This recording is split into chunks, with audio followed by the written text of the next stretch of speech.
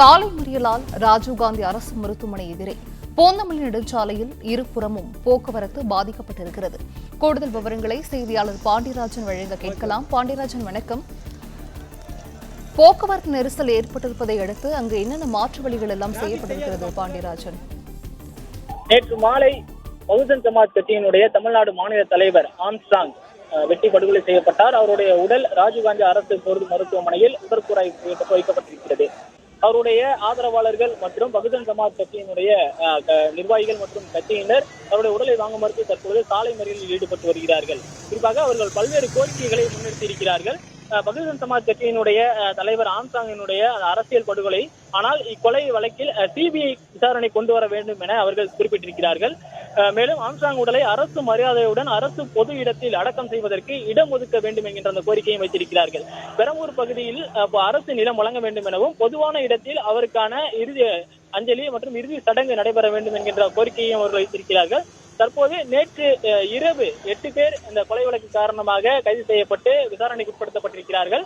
அவர்கள் 8 பேரில் உண்மையான குற்றவாளிகள் இல்லை எனவும் இவர்கள் மேற்கோள் காட்டியிருக்கிறார்கள். குறிப்பாக பகுஜன் சமாஜ் கட்சியினுடைய அவசர மாநில செயற்குழு கூட்டம் இன்று கூடியிருக்கிறது. அதிலே பகுஜன் சமாஜ் கட்சியினுடைய நிர்வாகிகள் இந்த கோரிக்கைகள் எல்லாம் முன்னிறுத்தியிருக்கிறார்கள். இதன் காரணமாகத்தான் அரை மணி நேரத்திற்கு மேலாக இந்த சாலை மறியல் நடைபெற்று வருகிறது. பூந்தமல்லி நெடுஞ்சாலையில் இருந்து, அதாவது சென்ட்ரல் ரயில் நிலையத்தில் இருந்து பிராட்வே சொல்லக்கூடிய அந்த பகுதி மற்றும் பாரிஸ் போகக்கூடிய அந்த பகுதி ஆகியவை, இந்த பகுதிகள் அனைத்துமே போக்குவரத்து தடை செய்யப்பட்டிருக்கிறது. அங்கிருந்து வரக்கூடிய வாகனங்கள் எல்லாமே திருப்பி மாற்று வழியில் விடப்பட்டு வருகிறது. குறிப்பா போராட்டத்தில் ஈடுபட்டிருப்பவர்களுடன் காவல்துறையினர் 15 நிமிடங்களுக்கு மேலாக பேச்சுவார்த்தை நடத்தியிருக்கிறார்கள். பேச்சுவார்த்தையில் சமரசம் எட்டப்படவில்லை. தங்களுடைய கோரிக்கைகளை காவல்துறையினர் ஏற்கவில்லை என்பதை கூறி அவர்கள் சாலை மறியலை கைவிட முடியாது என திட்டவட்டமாக தெரிவித்திருக்கிறார்கள். தமிழக அரசு சார்பில் இருந்து பொறுப்பேற்றுக் கொண்டு யாரேனும் வந்து பேச்சுவார்த்தை நடத்தினால் மட்டுமே இந்த சாலை மறியலை முடித்துக் கொள்ள முடியும் எனவும் அவர்கள் குறிப்பிட்டிருக்கிறார்கள். இந்த தமிழக அரசு சார்பில் ஏதேனும் ஒரு நபர் பொறுப்பேற்றுக் கொண்டு வந்து இந்த பேச்சுவார்த்தை நடைபெறாத நிலையில் தொடர்ச்சியாக உடலை வாங்க மாட்டோம் எனவும் அவருடைய உடலுக்கு பொதுவான இடத்தில் நல்லடக்கம் செய்வதற்காக அந்த அனுமதி வழங்காத வரைக்கும் இந்த சாலை மறியலை கைவிட மாட்டோம் எனவும் பகுஜன் சமாஜ் கட்சியினர் தெரிவித்திருக்கின்றனர்.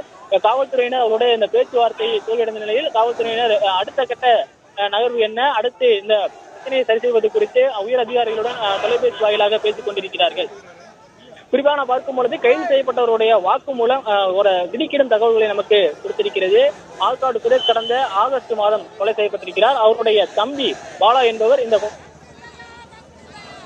விசாரணையும் நடைபெற்றிருக்கிறது. கைது பிறகு ஆற்காடு சுரேஷனுடைய தம்பி பாலா கொடுத்த வாக்குமூலம் அவருடைய ஆற்காடு சுரேஷனுடைய பிறந்த நாள் நினைவு நாளுக்குள் ஆம்ஸ்ட்ராங்கை கொலை செய்ய வேண்டும் என திட்டமிட்டிருப்பதாக அவருடைய வாக்குமூலத்தில் கூறியிருப்பதாக அந்த தகவல் நமக்கு கிடைத்தது.